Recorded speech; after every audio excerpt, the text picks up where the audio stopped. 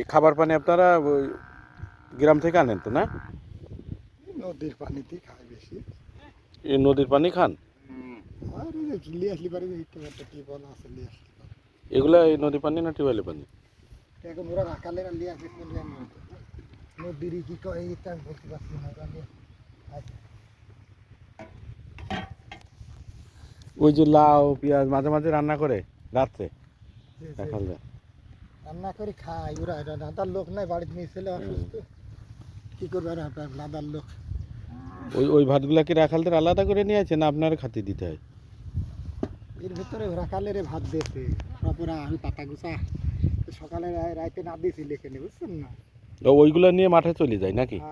খায় দায় গেছে, এই রাইতে খায় দায় শুয়েছিল যাচ্ছিল, সকালে একদিন একদিন দিয়ে পাঠাইছি, বুঝছেন? ওরা খায় দায় আসিয়ে যে ভাত খাবে, তাহলে রাতের ভাত আপনারা নিজেরাই রান্না করে খান? হ্যাঁ রাইতে সবসময় বাজার করে ওরাই খায়, বুঝছেন না? আর মাঝে সাঝে আপনি নিজে মালিক হিসাবে খাওয়ান?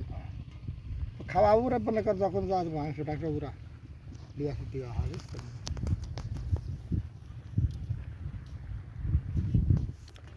এই মূলত চাষার জীবন।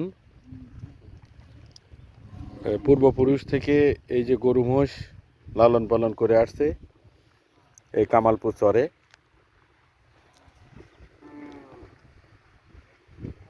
আরও অনেকেই আছে যারা গরু এবং মহিষ লালন পালন করে পূর্বপুরুষ থেকে জীবিকা নির্বাহ করে আসছে,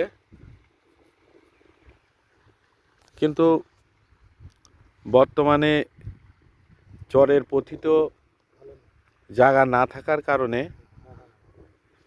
চারণভূমির অভাবের কারণে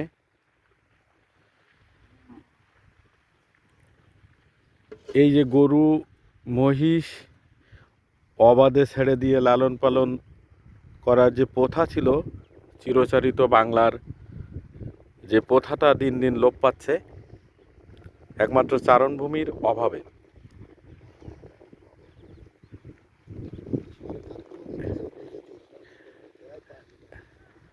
কারণ দেশের কৃষি সেক্টরে এই গরু মহিষ ভেড়া ছাগল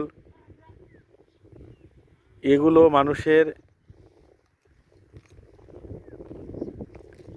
আমিষের চাহিদা পূরণের সাথে সাথে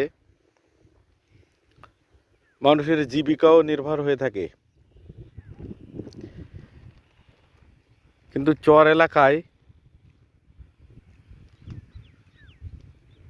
বিশেষ করে ক্ষমতাসীন ব্যক্তিদের কালো থাবার কারণে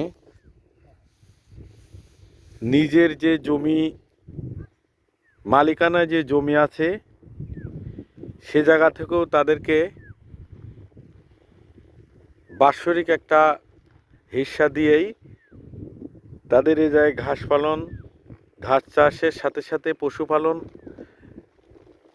এটা করা লাগে, এবং তারা এক পর্যায়ে এটা করতে বাধ্য করে, জমি মালিকদেরও বাধ্য করে।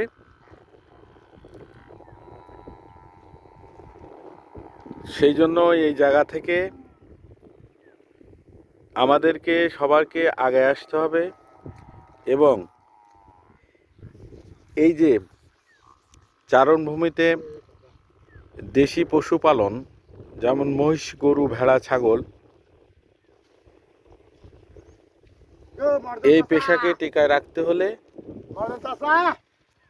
আমাদের অবশ্যই সহযোগিতা এবং সরকারি সহযোগিতা প্রয়োজন।